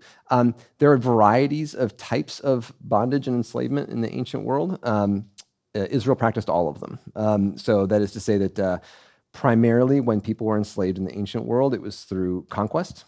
Their people were conquered, and primarily women were taken as enslaved individuals. This Hagar is an example of this. She's a foreigner who is owned by Abram. She was probably conquered, taken over in some conquest.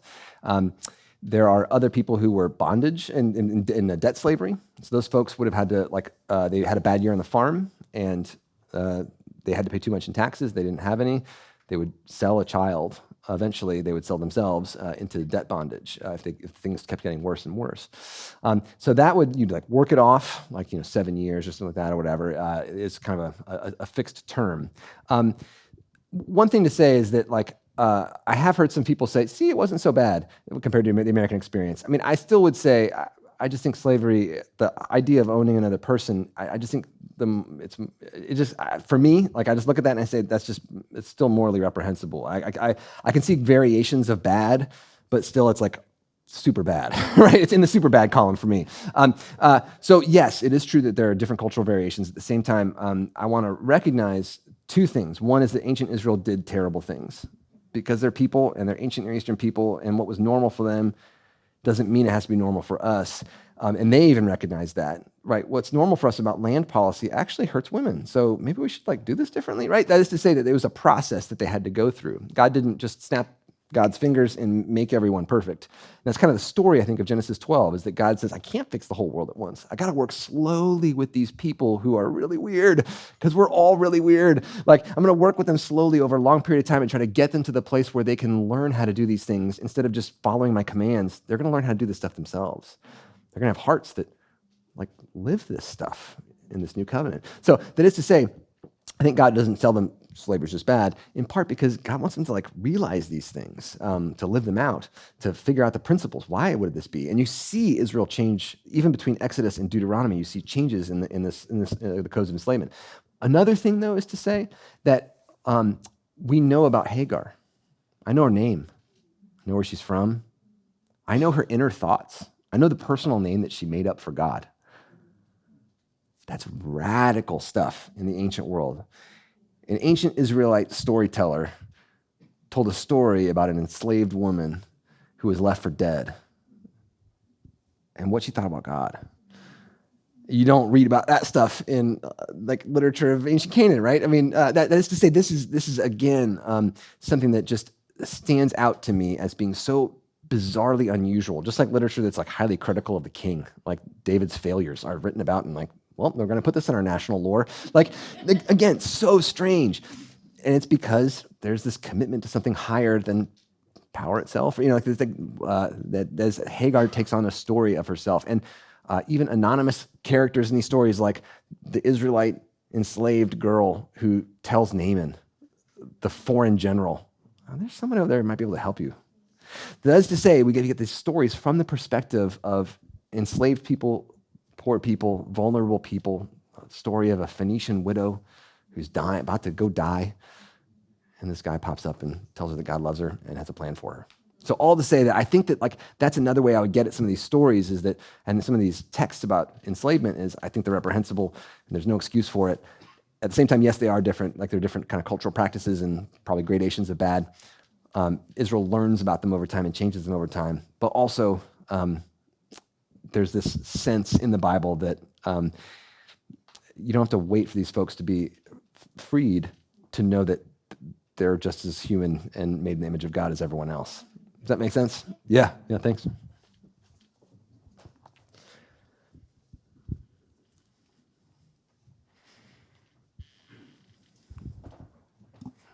Hey, that's not fair. You're a teacher. I know, yeah. Thank you so much. First of all, thank you. That was wonderful. So I'm interested in like the organization of the Hammurabis Code being haphazard. Yes. To kind of signal off that this is not supposed to be taken as a systematic law code. Yeah. So compare that to the biblical laws. Yeah. That show some forms of organization. There seems to be some like categories here and there, but also there's some haphazard parts that are just like, where did that law come in? Yeah. So what approach do you take in reading the law in terms of its organization? Yeah, thanks. And one thing I would say is that Exodus seems radically different from Deuteronomy in this regard. So in Exodus, the law code seems much more like Code of Hammurabi. That is to say, haphazardly constructed. And I do think the point there seems to be more reading lists. And so like it's kind of like a omen lists, right? So like in the ancient world, right, lots of people outside of Israel, they think that the gods primarily speak to humans, not through prophets, right? Prophecy is like a kind of a pathetic way to hear from the gods in the ancient world. In Israel, it's like the only way, right? But for everyone else, the prophets are poor people, they're untrained, they're weird people who hang out at the base of a temple, of a shrine, and they like go into a frenzy and say that the gods told them something. And if they say something like to someone that God told them something, they have to like leave a little bit of their hair and like their clothes behind so that they can get killed if it turns out wrong. So they're really weird people, and they're also not like highly thought of. But people thought that the gods spoke primarily through divination and omens, like the way the birds were flying, or there's a lump on my sheep's liver. The gods are telling me a battle's going to happen, or the stars in the sky are telling me something. Right? There's an eclipse coming. That means that the king's going to die. Right? So that is to say that like this idea of divining the truth of the world through omens, like reading the world. Wait, where was I going with that? What am I talking about here? I'm off on a ledge over here. Omen reading, divination. Wait, we're talking about Exodus. Organization laws. Yes, sorry. So if you want to know what's happening tomorrow, like they don't organize and say like, okay, all the bad things we're going to write down over here, all the good things over here. They just make a list of literally everything that happened the day that the birds flew like this. And you memorize the list. You have 30,000 things in your brain if you're an omen reader, and like you know the list. And the thing is, like, we can find very little organization to these lists. The Greeks later like freak out and they're like, no, we have to have like order, like, like first principles, right? But no, there's none of that stuff in the ancient world. So what they do is they kind of, suss out these like principles from these lists. There's a Mark van Mierup. He's got this book called I think it's like The Birth of Philosophy or The First Philosophy or something like that. But it's about this like kind of list logic, he calls it. This list logic, and it's partly based around like these ancient writing systems and like the way that they use words. It's just cuneiform is such a weird to us writing system that causes people to think differently in different ways, see logic differently. So all to say that the organization of Exodus seems to follow this list logic to me. That looks a lot like Hammurabis Code. That is fairly haphazard, but repeating over and over again some of these things that are big principles. Like that first law that Hammurabis Code starts with is also the third law about like a false witness. which is like really weird. Why would you do that? Well, I mean, they just kind of repeat these things that are super important to them a lot, and that you would like you memorize the whole list, and like there's like 10 of those, right? They pop out in your head. So this is how Exodus seems to be for me. Deuteronomy seems to be organized around the 10 Commandments.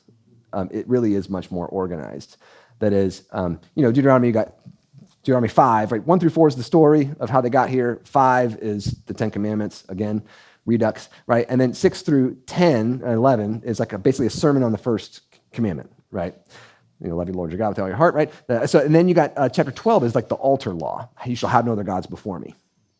So it's kind of like they're like the first part of the law code is like the first law. And then if you like look, you can kind of like organize it so it's like sort of where you would think it's like honor your father and mother. That's like the laws about authority, like the king, judges and stuff like that. So those are much more organized. It's almost like the 10 Commandments functions as a table of contents for the legal portions of Deuteronomy in chapters 12 through 26. So all to say that like Deuteronomy seems to be like so much more organized and together than Exodus. And that suggests to me that we've got like a different kind of logic operating there.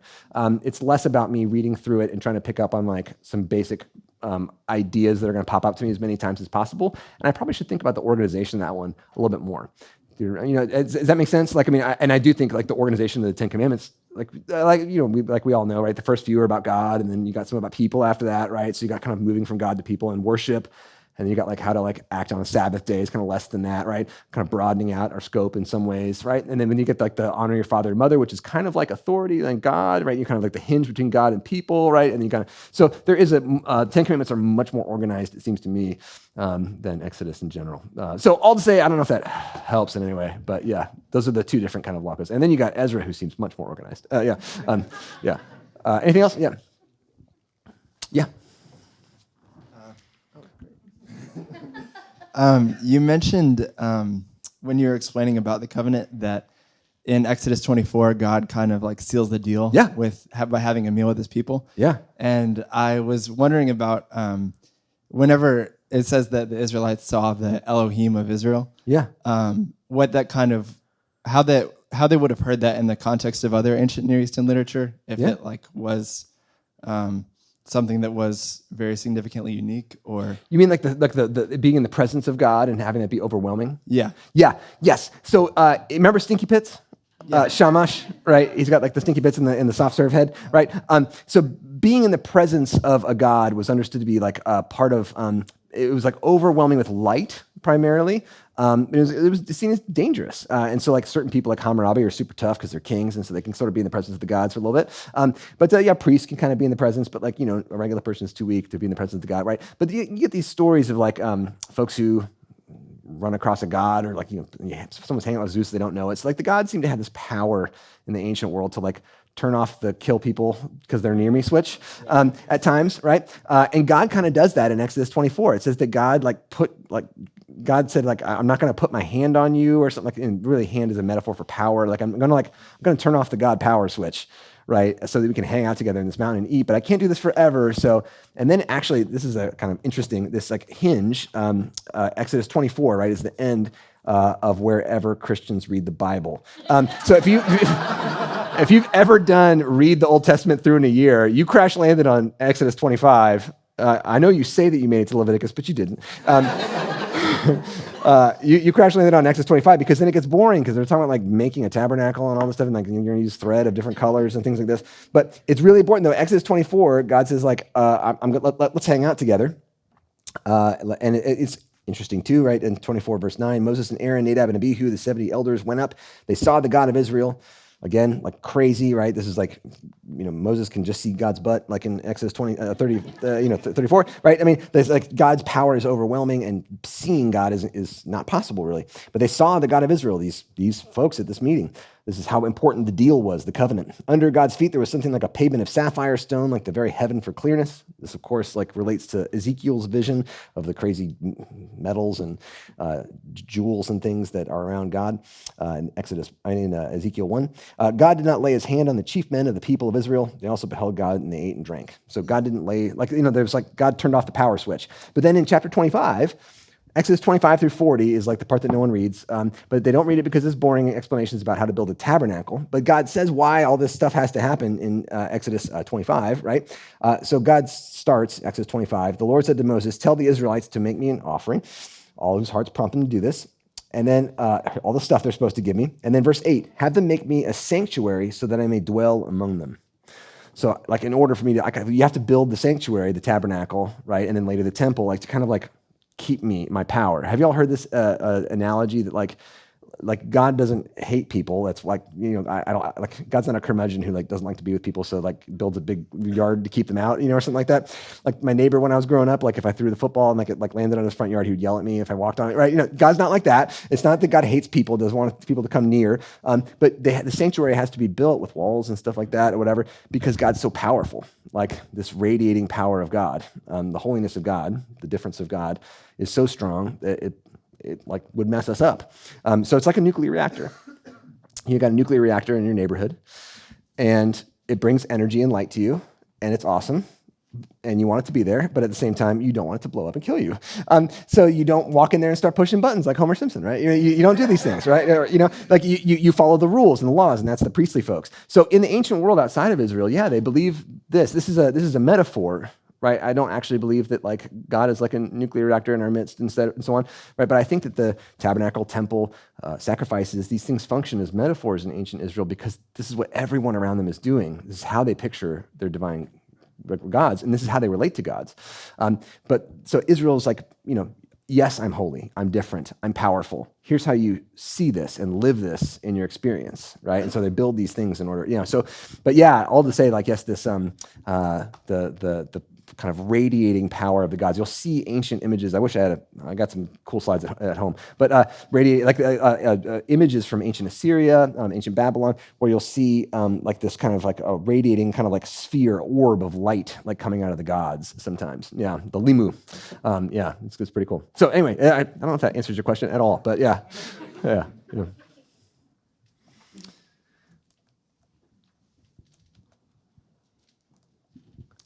Hi. I don't know if my question is fully formed yet, but I was thinking a lot about the topic you ended on, starting with some of the laws that Moses went and talked to God about, even in Numbers, and changed in real time. Yeah. And then how Jesus similarly was like applying the law in his generation. Yeah. Deuteronomy, second generation also. And then your encouragement was we need to be that same way. But my question then is like, well, how far can we take that?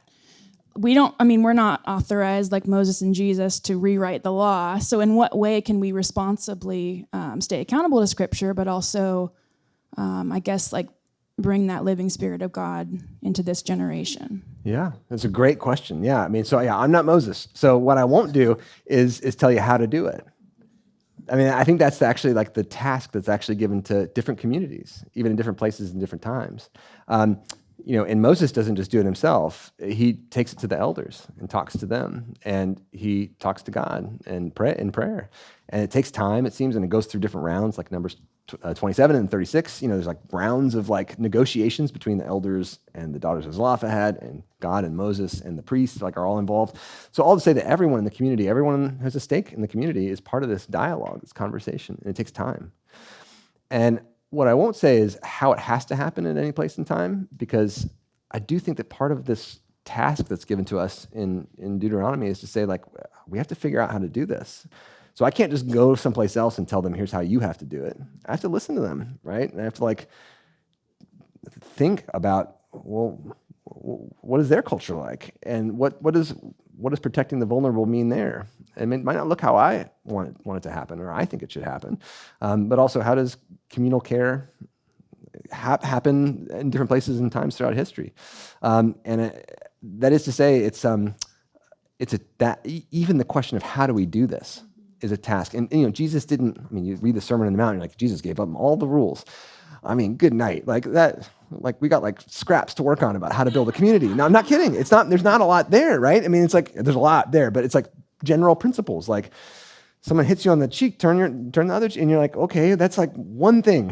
But help me out here. What if they punch me in the gut? What if they trip me, right? But really, like the idea of like Jesus is leaving a lot up to the community, and what Jesus tells us is, hey, the Spirit is going to help you. Like this is what Acts is like wrestling with. This is what Paul and Barnabas and Cornelius are wrestling with. Like the Spirit's doing a new thing here, and I mean, according to Paul, Peter's really reticent to hear this, right? James is really reticent to hear this new thing that the Spirit's doing with these Gentile people who don't have to get circumcised, right? And that is to say, like, it takes time, it takes conversation, it takes persuasion, it takes prayer, and it takes an openness to the work of the Spirit. And it's going to take arguments sometimes. And it's going to take hurt feelings sometimes too. That is to say, like, it's not a pretty process most of the time we read about it in Scripture. So all to say, in terms of like the authority, I mean, like I don't have the authority of Moses, but also Moses didn't have the authority of Moses, right? Like he had to go to everyone else too. So this is my, like the big takeaway is like, we've been given this responsibility. And it's not a new thing, right? This has always been the responsibility of the people of God is to figure out what that means for us. And to not just try to like rigidly apply stuff. But a big part of this, I think, is the things that the folks here are trying to teach, like how to read, right? I mean, how do we think about these ancient contexts and modern contexts and try to see deeper similarities and differences that on a surface reading we might not catch? And then how do we apply these faithfully, these core principles faithfully to our own day? And like the amazing thing is, we might not agree, and maybe even God won't agree with us all the time, right? We're going to get it wrong, and that's just part of who we are. But that's also like God's not going to come down from the sky and just fix the problem, because what God wants us to be is like growing up and like taking this responsibility seriously ourselves and trying out and messing up. Just like I look at my kids and I'm like, they're messing up a lot of time, and that's great because they have to do that to learn, just like I did. There's a great story. Stop me if you've heard this. Maybe you all talk about this all the time, whatever. But there's this great story from the Talmud. It's this great midrash. These rabbis are saying, okay, so a bunch of rabbis are sitting around talking about the text. They're arguing about this one verse, right? And this one rabbi says it means this, and another rabbi says it means that, another rabbi says it means that. And they're all arguing for days and days and days. And finally, God comes out of the sky and says, I'm tired of hearing you all talk about this. It's that guy who's right. You're wrong, he's right. And all of the rabbis look up at God and they say, get out of here. You gave this responsibility to us. And we're taking it seriously. So you don't get to tell us. And God says, today my children have grown up. That's like the rabbi's response, right? All to say, the point being, like, the rabbis are saying, like, actually, it's us. Like, God's not just going to fall out of the sky and answer all of our questions, but God's going to be there to help us, guide us, prompt us, nudge us with the Spirit. But we got to take the test ourselves, if that makes sense. I don't know if that helps. Yes, that's great. Thank you.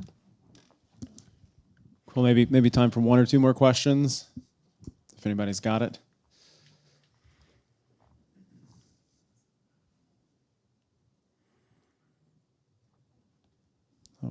Okay.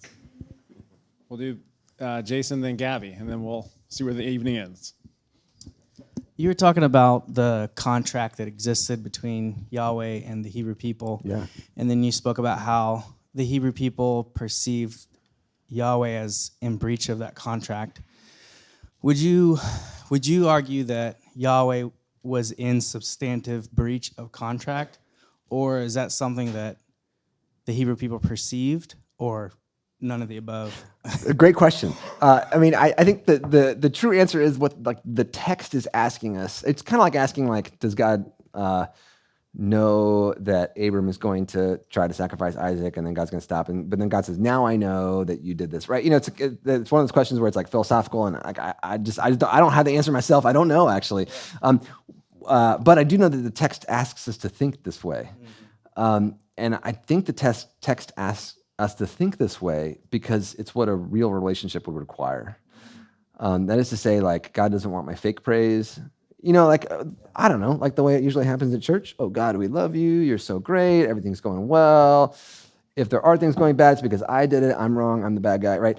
And I just love pointing out that, like, when we read the Psalms, right, more of the Psalms are laments than any other type of psalm. And only 6 of those 49 Psalms that are laments say I did anything wrong. 6 of them do, right? We do things wrong, right? Psalm 51 exists. However, Psalm 51 is very rare. That's the reason that that's the only one you read as a penitential psalm every single time in church, right? Because there aren't many psalms that say that, right? Again, don't hear me wrong. Yes, we need to confess our sins and repent for them, etc. At the same time, a lot of the psalms say, "Don't you dare!" I love my favorite psalm. I'll just go ahead and jump there. So my favorite psalm is Psalm 6. My favorite psalm for a number of reasons, but the beginning is pretty fire. Yahweh, do not rebuke me in your anger or discipline me in your wrath. Be gracious to me, and that's a command. Be grace me. Heal me. Yeah, it says, so don't you dare correct me. Don't you dare discipline me. The assumed thing here is that I don't deserve it. And you know what? Like, there's a lot of people who've been told, right, you deserve this. You deserve what happened to you. And there are some things we deserve that happen to us, a lot of them, in fact, but there are also a lot of things that you didn't deserve. There are a lot of people in the room here right now who think that they deserved something that happened to them that they didn't deserve. You didn't deserve it. Your parents didn't deserve the terrible thing that happened to them. You didn't deserve the terrible thing that you inherited from them. That thing that happened to you that you've been wondering, did I earn this? Did I cause this? Oh, Lord, don't you dare rebuke me in your wrath. I didn't deserve this. That's so many Psalms say that. That cancer that somebody got diagnosed, they didn't deserve it. They didn't earn it. Don't you dare do this to me, God. And I love it, too, when they say, like, God, save me. Deliver me for the sake of your steadfast love or your loving kindness, right? That word chesed, right? That word is really kind of bad, at least in my opinion. There's an argument here, but better translated as covenant loyalty. Your covenant loyalty.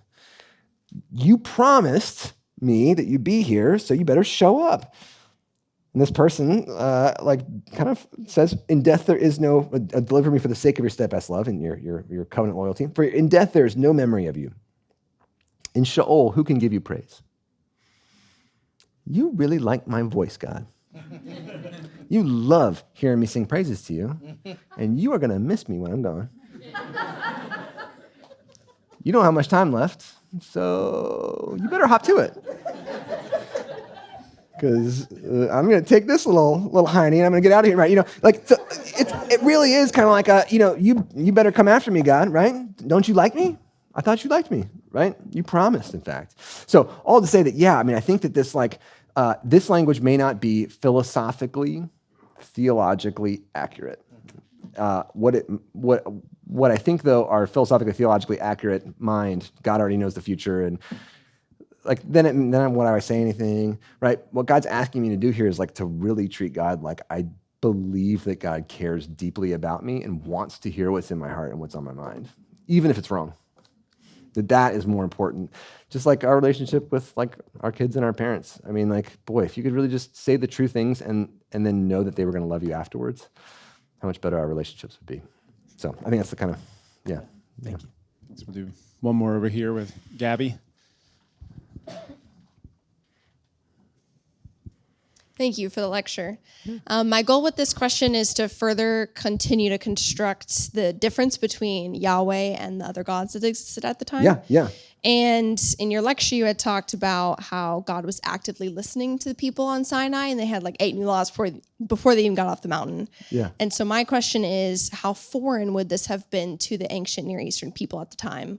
Is there any similarity between what they were used to and what God was doing in that moment? No, you don't get to negotiate with gods, right? I mean, and again, great question. Yeah, and this kind of goes along with the idea of the covenant. You don't make covenants with gods. Also, kings can maybe talk to gods, ask them for things. Priests can ask them, high gods, important gods that created the world or whatever, that fight the chaos monsters, like Marduk, right? Yeah, these big gods that are strong. A guy like me can't go and just be hey God, I got an idea here, or don't you love me?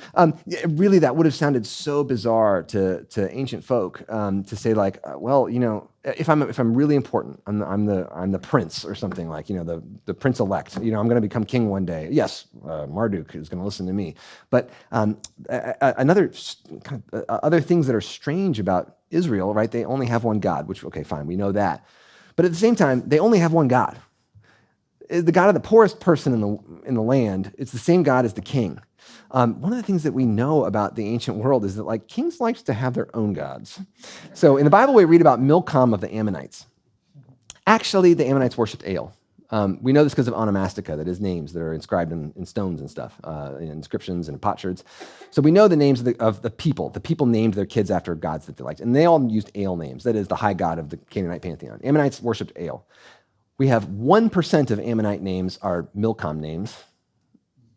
Those are the royal family. Royal family gets their own special god, and then everyone else gets to not worship that god. So this is just an example of saying when Yahweh is the only God, that doesn't just mean, like, philosophically there's one God, no other gods. It means that, like, the same God that the king worships is literally the same God that that person over there worships. Just think about how people who are fancy people living in Nashville, did they want to wear the same clothes as you? Do they want to eat the same food as you? Do they want to drive the same car as you? No. Do they want to have the same thread count of Egyptian cotton sheets that you do? No. They want the nicest thing, right? Even if it costs them way more. I saw a $500 bottle of bourbon the other day. Who's drinking that? Someone who really cares about bourbon? No, it's someone who wants to say, I have the $500 bottle of bourbon. This is the way gods were in the ancient world, right? The upper class people got their upper class gods, right? And the low class people got stinky low class gods. But in Israel, this is completely taken away. And that is unique. We literally don't know of another person. Also, something else, we know of no other, like, every god we know from the ancient world shows up in someone else's pantheon. That is to say, people traded gods like trading bad baseball cards. Everyone kind of ended up with, like, a storm god in their deck that looked like everyone else's storm god.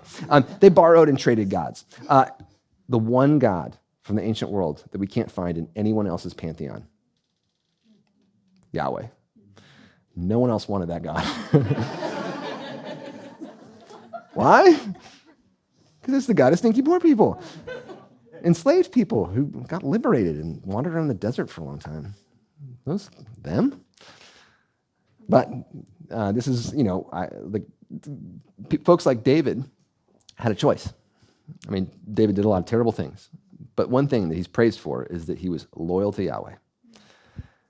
That is, he didn't make up his own upper-class God to serve him. And for that, he's remembered as a hero, even in the midst of all of his terrible anti-hero behavior. I don't know if that helps. Does that make sense? Yeah. All right, I think that was it, right? Right at 9:30. Hey, Chris, look what time. I know. It's brilliant. Amazing. Okay. So I think what I've loved about you, Brennan, and appreciate is your academic wit and wisdom, but also your pastoral heart. And I think we all got to see both those sides of you tonight. So thank you so much. Before we close, can you, for people who want to, like, follow more or learn more from you, do you YouTube channel, game shows you've been on, journals? Where can people find more? Well, you can invite me back to speak at, I do record stuff for YouTube for churches I've ministered at, been a part of, and like classes that I teach. You're welcome to search for me. I don't know if you're going to like any of it, but whatever. Yeah, feel free to find that stuff. I have written some, like, academic books that probably won't be very interesting. I'm working on some better stuff. So yeah, I'll just say that. Okay, well, TBD. Awesome. Thank you so much. We can give him a round of applause, and Jeff's going to close us out.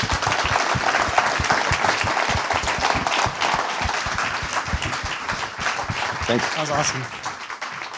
Yeah, that was great. I love that. I love even as we're closing tonight, I just wanted to thank you guys for coming out tonight. Thank Dr. Burit for coming out tonight to speak to you guys. And, I think it's wonderful when we can get together because we share this value in learning God's word. That's the thing that we have. And I think when you get that sense, you start to get into it, all of us feel that energy, right? That happens. Like, man, like once people get understanding, it changes people's lives. So, we're really happy. That's what our mission is at the Institute, is to change people's lives through that deep understanding of God's words.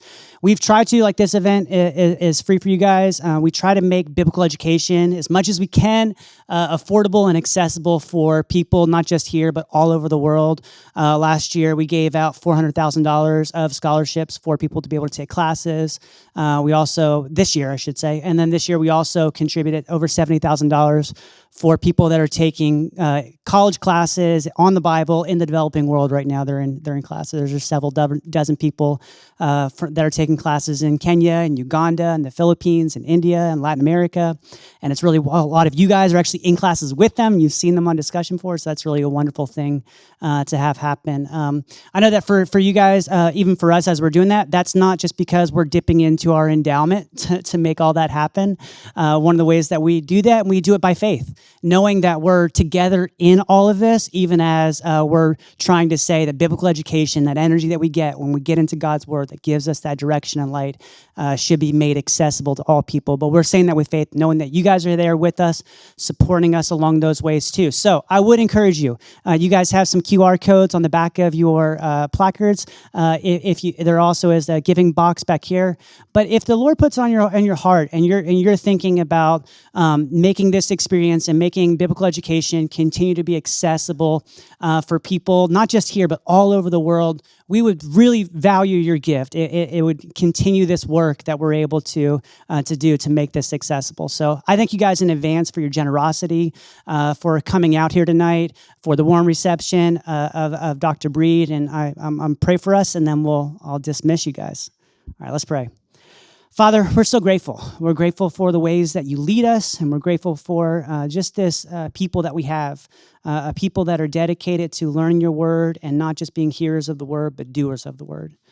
Father, I'm praying that even the words that were spoken tonight can get into our hearts, Father, that it will just contribute to more questions and questions that give us more questions, Lord, and those questions would find their way, that we're able to talk to other people about those questions, Lord, and suddenly there's lots of Bible conversations happening, and those conversations revolving around how you can lead us, Father, and how we can be better servants to this great vision that you have of taking care of those people that are most vulnerable in this world, of how we can recognize that we are blessed so that we can be a blessing to the nations.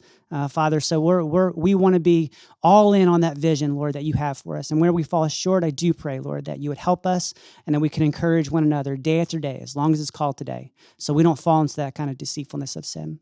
Father, I pray that you would be with all of the attendees today, both here and online.